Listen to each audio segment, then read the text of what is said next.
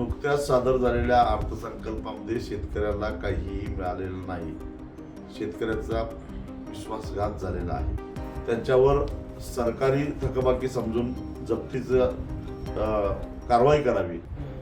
पत्रकार परिषद आयोजित केली, काय काय?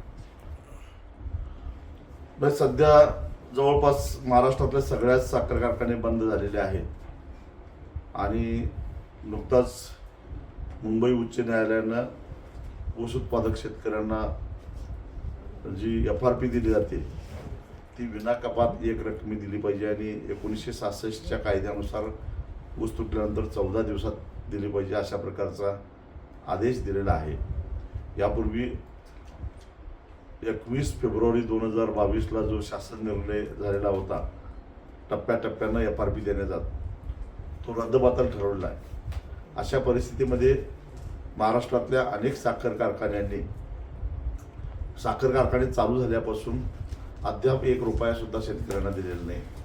काही कारखान्यांनी पहिल्या पंधरवड्याची किंवा पहिल्या महिन्याभराची ऊस बिलं दिलेली आहेत आणि ती अर्धवट दिलेली आहेत. तेव्हा पूर्ण FRP मागील वर्षाच्या रिकव्हरीच्या आधारानं प्रत्येक कारखान्याची निश्चित करून जी रक्कम शिल्लक राहिलेली आहे त्याला ऊस दर नियंत्रण अध्यादेश 1966 कलम 3A प्रमाणे त्यांच्यावर कारवाई करावी आणि 15% व्याजानं शेतकऱ्यांचे पैसे अदा करण्याचा आदेश द्यावा. आणि तो आदेश जर का त्यांनी मान्य केला नाही तर त्यांच्यावर सरकारी थकबाकी समजून जप्तीचं कारवाई करावी आणि साखर कारखान्यांच्या मालमत्ता निलावात काढून शेतकऱ्यांचे पैसे अदा करावेत ही मागणी मी करणार आहे. कालच तशा प्रकारचं पत्र साखर आयुक्तांना दिलेलं आहे आणि म्हणून कोणत्या कोणत्या कारखान्यांची बाकी शिल्लक आहे या संदर्भामध्ये शेतकऱ्यांची माहिती संकलित करण्यासाठी म्हणून मी आज पुणे फलटण या भागामध्ये आलेलो होतो. नंतर मराठवाड्यात आणि सोलापुरातली माहिती संकलित करून पुढच्या आठवड्याभरामध्ये मी साखर आयुक्तांची भेट घेणार आहे.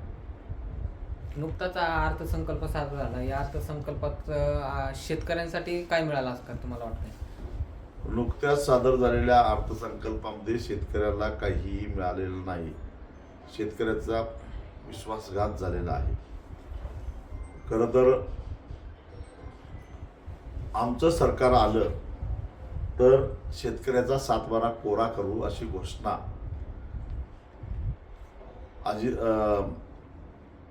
देवेंद्र फडणवीस यांनी केलेली होती आणि ते महायुतीचे नेते होते. तसं जाहीरनाम्यामध्ये त्यांनी आश्वासन दिलेलं होतं पण ते आश्वासन त्यांनी बाजूला ठेवलं. आजच्या बजेटमध्ये खरं तर त्याची तरतूद व्हायला पाहिजे ती झालेली नाही. मागच्या 3 वर्षापासून शेतकऱ्यांना जे ठिबक सिंचनासाठी अनुदान दिलं जातं ते अनुदान शेतकऱ्यांना मिळालेलं नाही आहे. अशा अनेक योजना सरकारनं जाहीर केल्या अनुदानाच्या, परंतु त्याचे अनुदान शेतकऱ्यांना मिळालेलं नाही.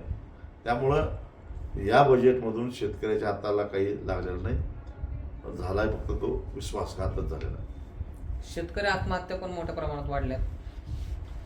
याचं कारण प्रत्येक पिकाला हमीभाव द्यायचा आणि हमीभावापेक्षा 20% अनुदान द्यायचं आश्वासन याच महायुतीनं निवडणुकीमध्ये दिलेलं होतं. प्रत्यक्षामध्ये मात्र केंद्र सरकारनं कांद्याच्या निर्यातीवर 20% आयात शुल्क लावले. कांद्याचे भाव गडगडले. टांझानियातून डाळ आयात केली. हरभरा आणि तुरीचे भाव गडगडले आणि खरेदी केंद्र सुरू नाहीत. पामतेल आयातीवरचं आयात शुल्क केंद्र सरकारनं 0 केलं. त्यामुळं सोयाबीन 9,000वरनं आज 3,800पर्यंत येऊन ठेपलेला आहे.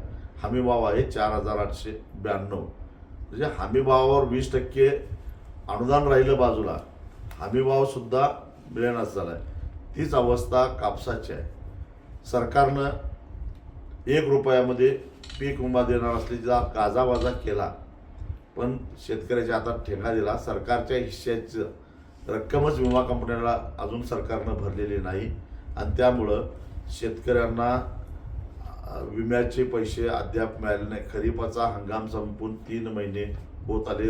रब्बीची कापणी सुरू झाली तरी अजून खरीपाच्या विम्याचे पैसे मिळालेले नाहीत. गेल्या वर्षी 8,000 कोटी रुपये शेतकऱ्यांना विमा संरक्षित रक्कम मिळाली होती. यावर्षी केवळ 693 कोटी रुपये मिळालेले आहेत. आणि म्हणून आर्थिक अडचणीमुळं, आर्थिक कोंडी झाल्यामुळं शेतकऱ्यांच्या आत्महत्या वाढत आहेत.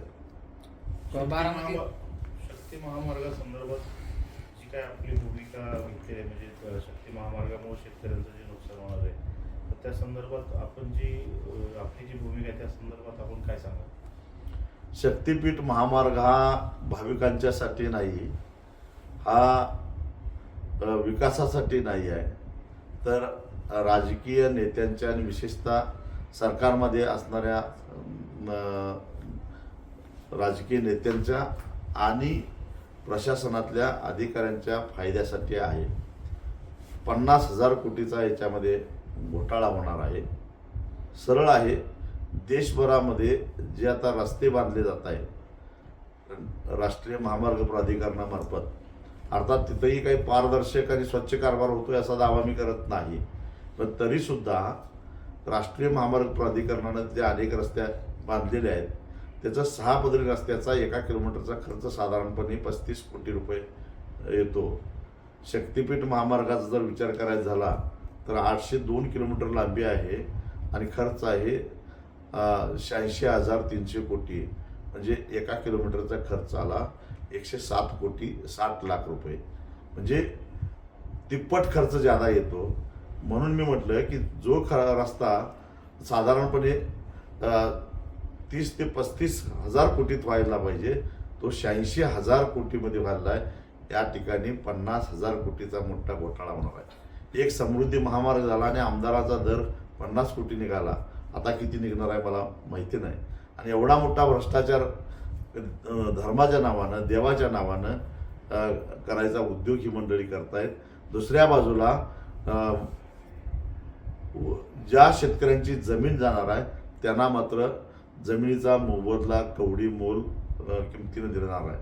समृद्धी महामार्गाला किंवा अन्य राष्ट्रीय महामार्गाला ज्या शेतकऱ्यांचे रस्ते गेले त्यांना बाजारभावाच्या चौपट आणि 5पट रक्कम दिली गेली. परंतु 2022 साली जेव्हा उद्धव ठाकरे मुख्यमंत्री होते तेव्हा एक शासन निर्णय झाला आणि हा जो समृद्धीला दिला जाणारा जो मोबदला आहे त्याच्या 60% कपात करून केवळ 40% मोबदला देण्याची नवी दुरुस्ती केली गेली आणि त्यामुळं शेतकऱ्यांना कवडी मोल किमतीनं त्याच्या जमिनीचे पैसे मिळणार आहेत. दुसऱ्या बाजूला राजकीय नेते मात्र मालामाल होणार आहेत असे. आणि तिसरा महत्त्वाचा मुद्दा म्हणजे या शक्तीपीठ मार्गामुळं सांगली, कोल्हापूर आणि सातारा, विशेषतः कराड परिसर या 3 जिल्ह्यांना महापुराचा मोठा फटका बसणार आहे. कारण सांगली कोल्हापूर भागामधून जेव्हा हा शक्तीपीठ महामार्ग जातो तो 6 नद्यावर मोठं पुलासाठी मोठं भराव टाकले जाणार आहेत आणि ते भराव हे महापुरास कारणीभूत ठरणार आहेत. आणि जागतिक बँकेनं सुद्धा महापुराचा अभ्यास गट ज्यावेळी पाठवला तर त्यावेळी महापुराला कारणीभूत पुलाचे भराव आहेत असा अहवाल दिलेला असताना हे नवीन पूल होत आहेत. आणि हे सगळे कशासाठी तर काही लोकांच्या फायद्यासाठी.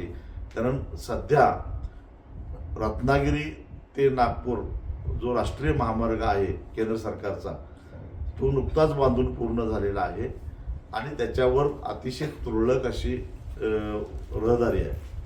म्हणजे त्या महामार्गावरनं एका टोलवरनं किमान दररोज 40 लाख रुपये टोलची वसुली झाली पाहिजे तरच तो फायद्यात जातो.